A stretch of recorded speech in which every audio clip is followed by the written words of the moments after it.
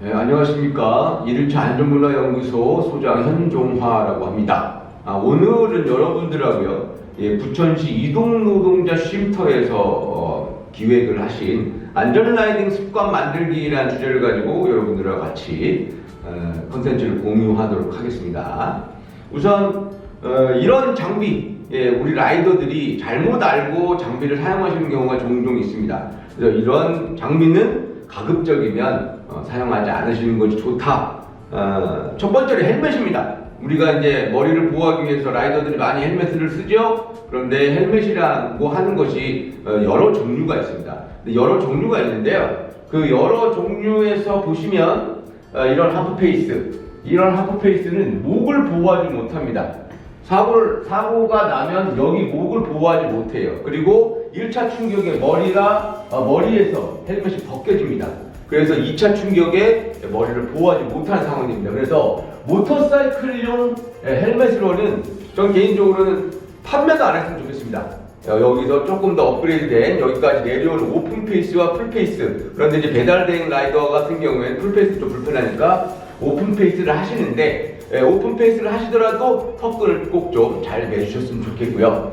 우리들이 겨울에 사용하는 이제 방한 토시입니다. 방한 토시인데 이렇게 끈으로 된 거, 이렇게 끈으로 된 거는 별로 바람직하지 못합니다. 왜냐하면 혹시라도 바이크가 넘어졌을 때 라이더의 손목을 휘가 마서 끌고 갈 수 있기 때문이에요. 그러면 손목 골절이 올 수 있습니다. 그런데 여기에 토시를 사용하시더라도 여기에 똑딱이라든가 단추 똑딱이라든가 벨크로, 찍찍이 이렇게 되어 있는 것을 쓰시면 어느 정도 힘이 가해지면은 이제 분리가 되게 됩니다. 그런 것들을 사용해 주시는 게 좋고요. 근데 이제 신발이라든가 발을 보호하기 위한 장비들 있죠. 그런데 사실 여름철에 우리 라이더분들이 좀 시원하다는 이유로 욕실화 이런 거 씁니다. 이런 거는 슬리퍼랑 전혀 다를 게 없어요. 넘어졌을 때 발목이나 발목뼈라든가 복사뼈라든가 이런 것들을 전혀 보호할 수 없겠죠. 물론 시원하긴 하지만 될 수 있으면 여름에 사용할 수 있는 여름용 안전화 이런 것들을 사용하시면 훨씬 더 안전에 도움이 될 것 같습니다. 아까 제가 말씀드렸던 것처럼 헬멧을 하프페이스 말고요, 오픈페이스 이상으로 헬멧을 쓰시더라도 턱끈을 안 하면 1차 충격에 벗겨질 수 있습니다. 풀페이스도 1차 충격에 벗겨집니다. 반드시 턱끈을 자신의 신체 사이즈에 맞게 조절하셔가지고 착용을 잘 해주시고요.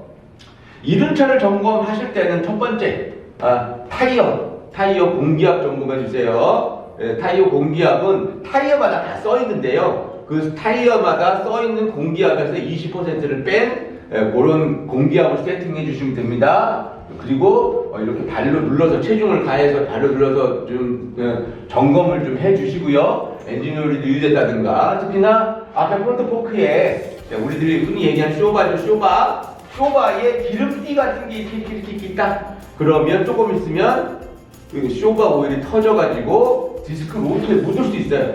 그러면 갑자기 앞브레이크가 안 들 수도 있습니다. 그래서 이런 상황에서 좀 체크를 잘 해주시고요. 타이어 공기압 중요하다고 했습니다. 그리고 이런 데서 엔진 오일이 누유되는지 이런 것도 좀 한번 봐주시고요. 그리고 라이딩 전 체크 사항이니까 자기가 좀 생소한 오토바이를 탄다 그러면 브레이크 레버라든가 이런 것들을 내 손에 맞는지 이런 것들도 한번 체크해 주시면 좋습니다.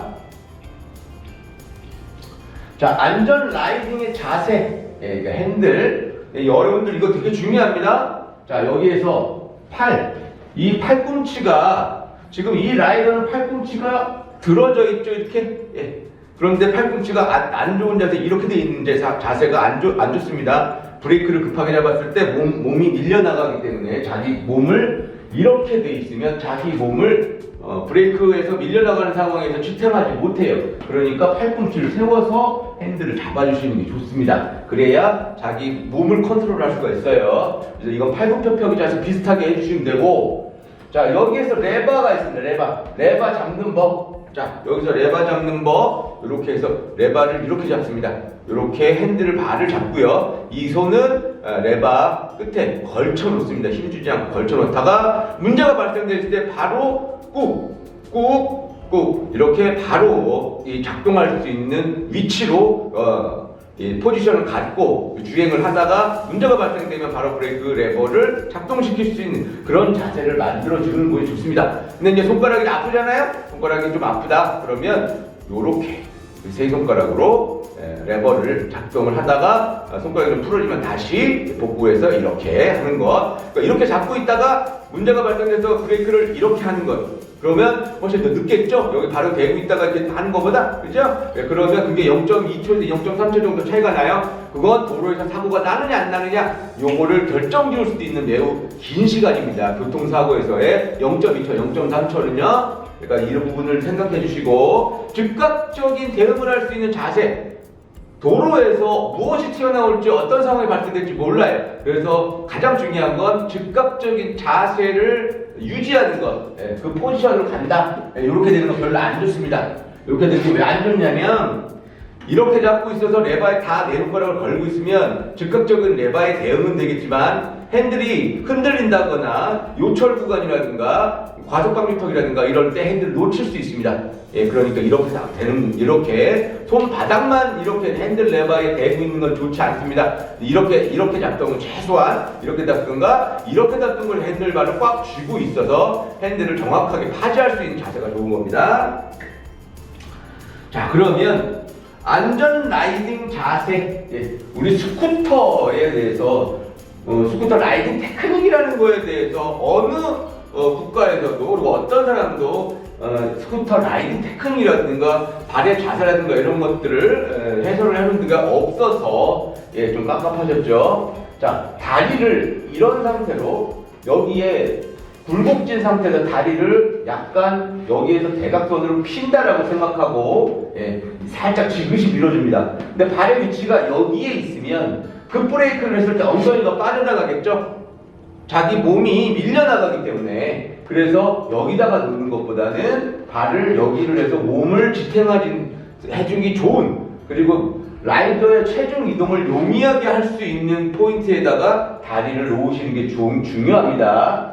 그래야 코너에서도 이쪽 다리로, 바깥쪽 다리로 중심을 이동하면서 미끄럼을 사전에 조금 방지할 수 있는 겁니다. 그리고 조향적기력, 조향적기력이 상당히 중요합니다. 자, 그러면 여러분들 코너에서 사실 코너만 하더라도 한 시간은 넘게 해야 되는 강의입니다만 간략하게 얘기하면 오토바이라는 물건은 기울지 않으면 회전할 수 없어요. 그러니까 체중을 먼저 이동을 하고서 여러분들 시선 처리 중요하다고 인터넷에 많이들 봤죠? 시선 처리도 중요하지만 더 핵심적인 요소는 중심이 이동하는 겁니다. 중심이 이동을 해야 바이크가 따라오는 거예요. 셀프 스티어링으로. 그런데 눈만 이렇게 돌아간다고 해서 바이크가 이쪽으로 가지는 않습니다. 왜? 중심이 이동하지 않았으니까. 먼저 중심을 이동합니다. 시선 처리를 해서 머리를 먼저 중심을 움직이기 시작하면 바이크가 기울어지겠죠? 바이크가 기울어지면서 다리로 살짝 버티기 시작합니다. 바이크가 기울어지면서 다리로 버텨요. 그래서 이제 자기가 원하는 뱅킹이 됐을 때 여기 바깥쪽 다리로 꾹 밀어준다라는 생각을 하면서 이 엉덩이가 시트가 이렇게 살짝 이렇게 커져 있죠? 여기에 엉덩이를 살짝 밀어준다라는 느낌을 가지고 이쪽 다리에 체중을 싣습니다. 그러면 이 뒷바퀴가 미끄러지려고 하는 상황에서 여기에 다리로 잡고 있으면, 중심을 다리를 바깥쪽에서 잡고 있으면 얘가 살짝 미끄러지는 상황이 나온다고 하더라도 시간을 좀 지연해줍니다. 그때 라이더가 미끄러지는 바퀴를 잡아채서 다시 일으킬 수 있는 그런 요소가 됩니다. 그래서 다리의 위치가 요 포지션이 되는 거죠. 그리고 코너라는 것은 굉장히 복합적입니다. 여기에서 이쪽으로 돌잖아요. 그럼 이쪽으로 원심력이 작용하고 여기 중력이 작용하고 여기 관성이 작용하죠. 이 복합력을 어떻게 라이더의 체중으로 접지력으로 몰아줄 것이냐, 요게 포인트입니다. 코너에서 1륜차 코너에서의 아주 포인트는 그겁니다. 좀 복잡하죠? 나중에 시간이 되면 조금 더 세부적으로 한번 들어가 보겠습니다. 이렇게 코너는 머리로 시작해서 다리로 끝난다. 요거를 생각하시고 코너를 한번 연습을 해보세요. 안전하게, 연습할 때 안전하게요. 자, 그러면 우리가 브레이크를 작동을 할 때 자동차는 그냥 브레이크 페달만 밟으면 그냥 멈추죠. 예, 그런데 오토바이는 그렇지 않아요. 물론 오토바이도 브레이크 레버를 잡으면 멈추기는 합니다. 하지만 좀 원시적인 탈 것인 오토바이가 이 앞바퀴와 뒷바퀴를 우리가 다 수동으로 조절할 수 있어야 됩니다. 예, 그런데 그러면 앞브레이크 먼저 하냐 뒷브레이크 먼저? 뒷브레이크 먼저 합니다. 뒷브레이크를 먼저 해서 바이크가 갈 때 이렇게 뒷바퀴가 먼저 지면에 닿고 앞바퀴가 닿으면 전반적으로 오토바이가 밑으로 착 깔아앉으면서 타이어와 노면이 밀착됩니다. 타이어와 노면이 밀착돼서 효과적인 브레이킹을 해야 제동거리가 짧아집니다. 만약에 동시에 했다 그러면 이렇게 앞쪽으로만 쏠리겠죠? 뒷바퀴가 들려요. 그러면 뒷브레이크를 잡으라면 안 합니다. 그래서 CBS 시스템을 암력 배분을 할 때도 뒷바퀴 70, 앞바퀴 30으로 한 거예요. 여러분들이 CBS가 있다고 해서 너무 믿지 마시고 주제동은 앞브레이크로 해야 되는 겁니다. 그러면 여기에서 타이밍이 어떻게 되느냐? 자, 뒷바퀴, 앞바퀴예요. 자, 빠밤. 자, 빠밤. 애들 이렇게 잡았죠? 빠밤. 팔꿈치 떨어지면 안 되죠? 자, 뒷바퀴, 앞바퀴, 빠밤. 예, 요 템포로 이게 0.2초, 0.3초 정도 되죠? 예, 그렇게 해서 전반적으로 바이크가 밑으로 착 가라앉아서 노면과 밀착해서 브레이킹을 한다. 요거를 생각을 해주시고 한번 연습을 해주세요. 연습을 따로 하셔야 됩니다. 말만 설명만 듣고 이렇게 자기 몸에 배지 않아요. 자, 여기 보면 강아지가 나오죠? 강아지가 나오는데 이 차가 강아지를 치면 안 되니까 급제동을 합니다. 급제동을 할 때 우리 라이더가 따라가잖아요? 우리 라이더가 따라가는데 여기에서는 차는 어떻게 빨리 발견하면 제동을 할 수 있지만 오토바이는 접지 면적이 이거밖에 안 돼요. 자동차는 마티즈라고 하더라도 요만큼, 한 짝에 요만큼이고 이따시만하게 노면에 붙어 있는 거죠? 네 짝이니까. 오토바이는 동그란 타이어가 노면에 접지하고 있는 건 앞바퀴만큼, 뒷바퀴만큼, 그죠? 그러면 요만큼밖에 안 되는 거예요. 마티즈도 이만큼인데, 그러면 SUV나 그냥 일반 승용차가 얼마나 접지 면적이 넘겠어요? 브레이킹에서 절대적으로 우리가 불리합니다. 우리 라이더들 불리해요. 그러는데 우리가 유리한 건 뭐냐? 작아요. 우리는 슬림하죠. 폭이 짧아요. 그렇지만 접지력은 많이 안 나오죠? 피할 공간이 어느 정도 있다? 여기를 회피를 해서 제동거리를 늘리면서 브레이킹을 하는 겁니다. 이걸 회피정리라고 해요. 다른 나라에서는 기능시험에 이게 다 있습니다. 이거 통과하지 못하면 면허를 주지를 않아요. 오토바이 면허를. 근데 우리나라는 너무 간소화되어 있죠? 이거 좀 고쳐야 되는 거예요. 여기에서 이렇게 회피해서 정지할 수 있는 능력이 있어야 됩니다. 그래서 약간 뱅킹을 한 상태에서도 정교하게 브레이킹을 할 수 있는, 조절을 해서 쓸 수 있고 회전을 해서 회피해서 쓸 수 있는 이 능력을 기르셔야 됩니다. 자, 안전 라이딩 습관 만들기. 자, 체크 숄더.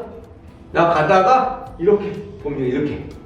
왜냐하면 헬멧을 쓰기 때문에 시야가 완전히 트여 있는 게 아니에요. 그래서 여기에서 사각지대가 있는 거예요. 그리고 사이드 미러를 본다고 하더라도 여기에서 사각지대가 있어요, 분명히. 그리고 급하게 차선을 이동하는 차들은 못 볼 수도 있어요. 그러니까 여기에서 어깨 쪽에 내가 눈이 닿을 정도로, 어깨가 보일 정도로 한다 그래서 체크 숄더 체크 뭐 이렇게 얘기를 해요. 그래서 보고 없네. 그리고 너무 오래 보면 안 돼요. 전방주 시스템만이에요. 그러면 자, 확인을 하고 차선을 옮기는 습관을 들이는 게 좋습니다. 자, 요건 뭐냐? 교차로. 자, 교차로에서 우리 라이더가 0.5초간 빠르게 좌우를 스캔한다. 여기 떠 있죠? 왜냐?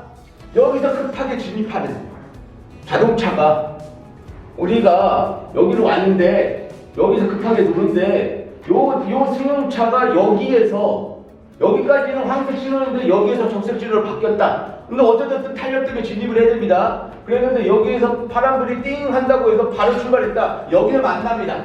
여기서 만나면 거의 다 대부분 사망사고예요.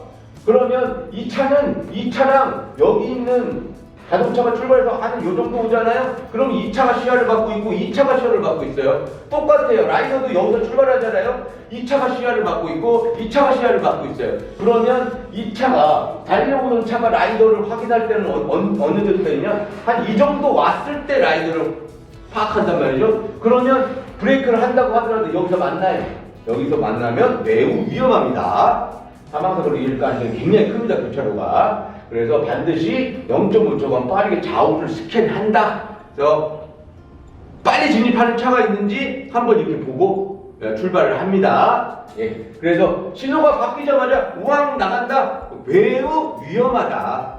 예, 1000번 중에 한 번이라도 이런 차들을 걸른다라고 하면은 교육의 효과가 있다라고 말씀드릴 수 있겠습니다. 이거 매우 중요합니다. 사망사고 케이스가 굉장히 많은 케이스예요. 파란색 신호가 주행 신호가 들어왔다고 해서 바로 출발하지 않고 0.5초 스캔한다. 이거 반드시 기억해 주세요. 예, 앞에서 안전 라이딩 습관이라든가 뭐 라이딩 전에 체크해야 될 상황이라든가 아니면 실전 도로에서 좀 유의해야 할 상황들 이런 것들을 좀 살펴봤고요. 여러분들이 안전 강의를 제가 하다 보면 궁금한 것들이 좀 있으신가 봐요. 그래서 몇 가지를 제가 추려가지고 좀 살펴보도록 하겠습니다. 스쿠터 엔진 오일이 따로 있는 것 같은데 자동차용 엔진 오일을 쓰면 별로 안 좋나요? 라고 물어보시는 분들이 꽤 있으셨어요. 그래서 한마디로 말씀드리자면 오토바이나 뭐 자동차나 다 습식 클러치라는 게 있는 차도 있고 없는 차도 있습니다. 그런데 대부분의 매뉴얼 오토바이 같은 경우에 엔진 안에 클러치가 엔진 오일과 같이 함께 돌아갑니다. 그걸 습식 클러치라고 하는데 그 습식 클러치가 있는 엔진은 모터사이클 전용 엔진 오일을 쓰셔야 돼요. 그런데 스쿠터는 그 습식 클러치가 없습니다. 습식 클러치가 없기 때문에 실제로 자동차용 엔진 오일을 사용하셔도 무방합니다.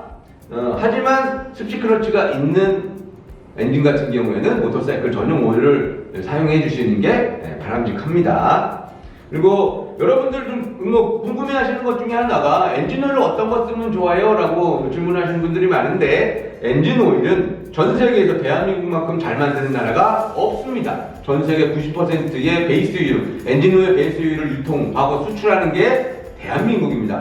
그래서 나가서 원래 베이스유가 우리나라 건데 거기서 뭐 스티커라든가 마크가 달리 붙여서 다시 비싸게 수입되는 거예요. 그러면 국산 엔진 오일을 쓰고 얼마 만에 엔진 오일을 바꾸면 좋을까요? 라고 물어보시는 부분들이 있어요. 인터넷에서 정말 말이 많은 얘기입니다. 이게 뭐 누구는 500km다, 누구는 1500km다, 누구는 1000km다, 누구는 3000km다 라고 말씀하시는데 지금 리터당 6,000원에 팔리고 있는 국산 엔진 오일의 경우 조금 어렵게 들어가면 VH, VI 계열의 합성입니다. 합성이요. 그것도 명백한 합성이에요. 개를 넣었을 때 한 2,500km에서 3,000km 아주 보수적으로 잡아도 그 정도에만 갈아주시면 엔진에 전혀 무리가 없습니다.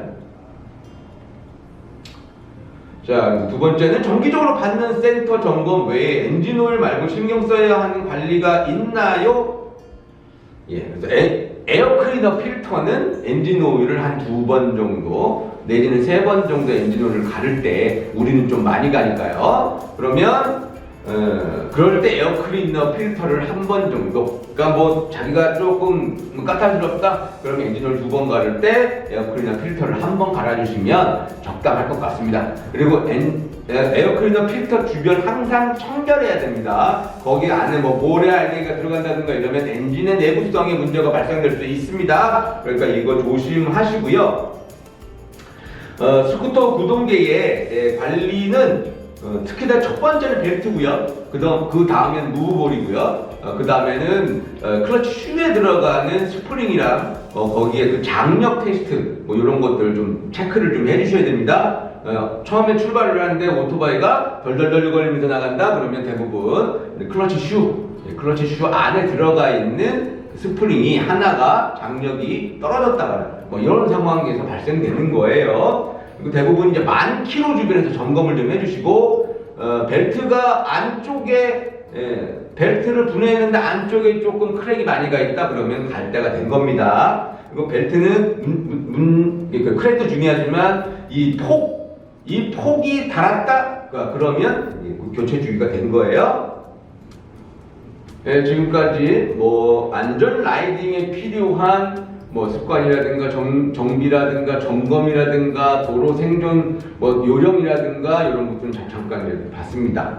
컨텐츠는 여기서 이제 정리가 될 것 같고요. OECD 국가 중에서 자동차 운전면허로 오토바이를 운전할 수 있는 나라는 유일하게 대한민국뿐입니다. 완전히 오토바이라는 물건과 자동차는 조종법 자체가 완전히 다른 물건입니다. 그런데 지금 현재 이 잘못된 제도 때문에 오토바이 그립을 한 번도 잡아보지도 않고 스로틀도 한 번 당겨보지 못한 사람이 생활고 때문에 무작정 도로에 가서 일을 할 수밖에 없는 그런 상황으로 내몰리고 있죠. 그러니까 많은 사망자와 많은 사고가 나는 겁니다.